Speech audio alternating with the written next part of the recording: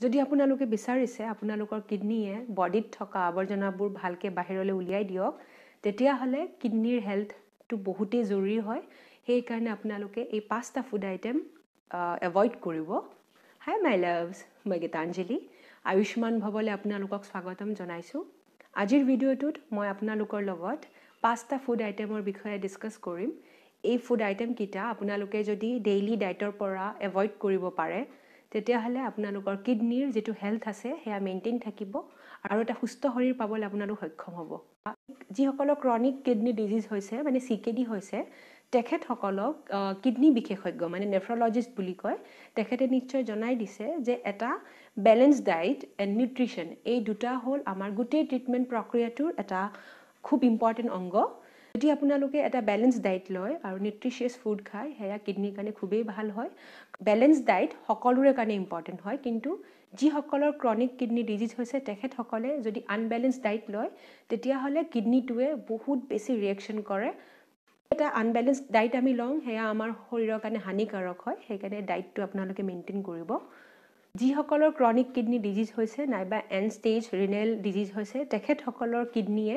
আমাৰ বডিত যিবোৰ balance maintain কৰিব লাগে সেইবোৰ মেইনটেইন কৰিব নোৱাৰে একচুয়ালি কিডনীয়ে আমাৰ বডিৰ যেটো ওয়াটাৰ কোৱান্টিটি আছে আৰু লগতে ইলেক্ট্ৰোলাইট দেন মিনাৰেলছ আৰু যেটো ওয়েষ্ট প্ৰডাক্ট মানে আমাৰ শৰীৰৰ যিবোৰ নলগা বস্তু আৱৰ্জনা সেইবোৰ ৰেগুলেট কৰাত সহায় কৰে আৰু যেতিয়া কিডনী এই বেলেন্সবোৰ মেইনটেইন কৰিব নোৱাৰা হয় তেতিয়া আমাৰ দুৰ্বল অনুভৱ হয় বেমাৰ হয় আৰু ইয়াৰ লগতে যেটো কিডনীৰ ডিজিজৰ যেটো ষ্টেজ আছে হেয়া বহুত হাই ৰেটত প্ৰগ্ৰেছ হয় মানে ষ্টেজ 1 ষ্টেজ 2 ষ্টেজ 3 তেনেকে আমাৰ কিডনী বেয়া হ'ব ধৰে সেই কাৰণে আপোনালোকে যেটো ডায়েট আছে তাৰ ওপৰত বহুত ধ্যান দিয়াটো খুবেই জৰুৰী হয় কাৰণ এটা বেয়া আনবেলেন্স ডায়েটে আপোনালোকৰ কিডনীৰ কাৰণে খুবেই ডেঞ্জাৰাছ হ'ব পাৰে যেতিয়া কিডনী উইক হৈ যায় কিডনী ফাংচন কৰিব নোৱাৰা হয় ভালকে তেতিয়া ডায়ালাইসিস কৰিব লাগিব কিডনী ট্ৰান্সপ্লান্ট কৰিব লাগিব হেয়া খুবেই কষ্টলি লগতে আপোনাৰ শৰীৰৰ কাৰণে একদমেই বিপদজনক হয় সেই কাৰণে এতিয়া মই আপোনালোকক 5টা ফুডৰ কথা কম যিকেইটা আপোনালোকে এভয়েড কৰক আপোনালোকৰ ডেইলি ডায়েটত যেটো নম্বৰ 5th ফুড হয় হেয়া হয় সল্ট মানে নিমখ যেতিয়া আপুনি সল্ট বেছিকে খাব মানে আপোনাৰ ডায়েটত যদি সল্ট বেছিকে থাকে বিশেষকৈ যিসকলৰ ক্ৰনিক কিডনী ডিজিজ আছে তেখেতসকলৰ কিডনীটোৱে যেটো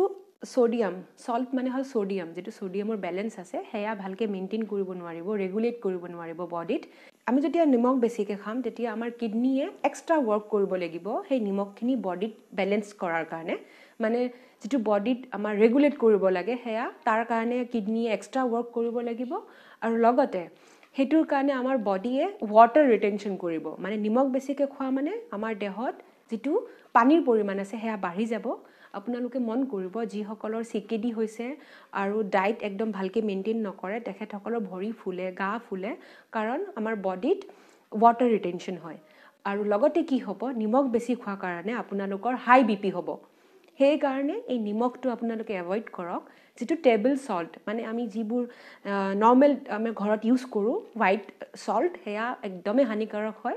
এভয়েড কৰক আৰু যেতিয়া আপোনালোকে দেখিব নিমখৰ পৰিমাণটো কমাই খাইছে তেতিয়া অটোমেটিক্যালি আপোনালোকে দেখিব কিডনীৰ ফাংচনটো ভাল হৈছে যদি আপোনালোকে টেবল সল্ট খাব নিবিচাৰে তেতিয়াহলে হিমালয়ান সল্ট বহুতেই বেছি ভাল হয় হে আপোনালোকে ট্ৰাই কৰিব পাৰে নম্বৰ 4 ফুড আইটেমটো হ'ল মিট মানে মাংস স্পেশালি ৰেড মিট যদি আপোনালোকে মাংস বেছিকে খায় তেতিয়াহলে হেয়া আপোনাৰ শৰীৰৰ কাৰণে হানিকাৰক হ'ব যদিহে আপোনালোক সিকেডি পেশেন্ট হয় মানে ক্ৰনিক কিডনী ডিজিজ আছে আপোনালোকৰ কাৰণ যেতিয়া আপোনালোকে মাংস বেছিকে খাব মাংস মানে হেয়া প্ৰটিন হয় প্ৰটিন মেটাবলিজমৰ কাৰণে আমাৰ কিডনীয়ে এক্সেস ওয়াৰ্ক কৰিবলগীয়া হয় আৰু যেতিয়া প্ৰটিন আমি বেছিকে খাওঁ হেয়া কিডনীৰ কাৰণে হানিকাৰক হোৱাৰ লগতে আমাৰ শৰীৰত ষ্টোন ফৰ্ম হোৱাৰ চান্স থাকে সেইকাৰণে আপোনালোকে প্ৰটিনৰ ইনটেকটো কমাই দিয়ক কিন্তু প্ৰটিন এটা খুবেই ইম্পৰ্টেন্ট ইনগ্ৰেডিয়েন্ট হয় আমাৰ ডায়েটৰ কাৰণে মানে আমাৰ হেলথৰ কাৰণে প্ৰটিনটো এটা খুবেই ইম্পৰ্টেন্ট ইনগ্ৰেডিয়েন্ট হয় সো আপোনালোকে একদম এভয়েডো কৰিব নোৱাৰে বাট ইয়াৰ যেটো ইনটেক আছে হেয়া আপোনালোকে কমাই দিয়ক মানে মাংস আপোনালোকে সপ্তাহত দুবাৰকে খাব পাৰে হেয়া আপোনাৰ কাৰণে হেলদি হয় নম্বৰ 3rd হ'ল পটাছিয়াম এক্সেস পটাছিয়াম আমাৰ বডিৰ কাৰণে একদমেই হানিকাৰক হয় যদি আপোনালোকে পটাছিয়াম বেছিকে খায় তেতিয়াহলে হেয়া আল্টিমেটলি মানে যিসকলৰ ক্ৰনিক কিডনি ডিজিজ আছে তেখেতসকলৰ কাৰণে হাৰ্ট এটেক হোৱাৰ সম্ভাৱনা বঢ়াই দিয়ে সেইকাৰণে আপোনালোকে পটাছিয়াম থকা বস্তু এভয়েড কৰক যিসকলৰ হেলদি কিডনি হয় মানে বেমাৰ নাই কোনো ধৰণৰ কিডনিৰ প্ৰবলেম নাই তেখেতসকলৰ কিডনিয়ে যিবোৰ পটাছিয়াম থাকে এক্সেস পটাছিয়াম হেয়া আৰামছে প্ৰসেস কৰিব পাৰে সো যিখিনি আমাৰ বডিত লাগে সেইখিনি ৰাখি থৈ দিব আৰু যিখিনি নালাগে সেইখিনি ওয়েস্ট যিখিনি প্ৰডাক্ট আছে সেইখিনি বাহিৰ কৰি দিব পাৰে বাট যিসকলৰ কিডনি হেলদি নহয় ক্ৰনিক কিডনি ডিজিজ আছে বা 1 2 3 ষ্টেজ পাইছে কিডনিৰ প্ৰবলেমৰ তেখেতসকলৰ কাৰণে পটাছিয়াম একদমে বেয়া হয় কাৰণ যদি আপোনালোকে এক্সেস এমাউন্টত পটাছিয়াম খাব ধৰে তেতিয়া হলে আমাৰ শৰীৰত পটাছিয়ামৰ লেভেল বাঢ়িব আৰু হেয়া আল্টিমেটলি হাৰ্ট এটেক হোৱাৰ সম্ভাৱনাটো বঢ়াই দিয়ে আপোনালোকৰ হাৰ্ট এটেক হোৱাৰ চান্স থাকিব আৰু পটাছিয়াম থকা ফ্ৰুটস এণ্ড ভেজিটেবলবোৰ হ'ল কল আলু দেন বিলাহী কিশমিশ তাৰপিছত বন্ধাকবি এণ্ড দেন যিবোৰ সেউজীয়া শাক আছে মানে পালেং শাক আৰু মূলা শাক এই শাকবোৰতো বহুত বেছি পটাছিয়াম থাকে সো এইবোৰ আপোনালোকে এভয়েড কৰিব আৰু ট্ৰাই কৰিব এনেকুৱা ফ্ৰুটস এণ্ড ভেজিটেবল খাবলৈ য'ত পটাছিয়ামৰ যিটো কণ্টেণ্ট হয় সেয়া কম হয় আপোনালোকৰ কাৰণে ভাল ফ্ৰুট হ'ব জাম দেন মধুৰিআম আপেল অমিতা এইবোৰ আপোনালোকে খাব পাৰে নম্বৰ 2 ফুড আইটেমটো হ'ল সুগাৰ চেনি হেয়া মই আগতেও মেনশন কৰিছোঁ এটা ভিডিঅ'ত চেনি আমাৰ কাৰণে খুবেই ক্ষতিকাৰক হয় আমাৰ দেহৰ কাৰণে আপোনালোকে চেনিৰ পৰিমাণটো কমাই দিয়ক পাৰিলে একদম এভয়েড কৰক চেনিৰ সলনি আপোনালোকে গুড় খাব পাৰে নাইবা মৌ খাব পাৰে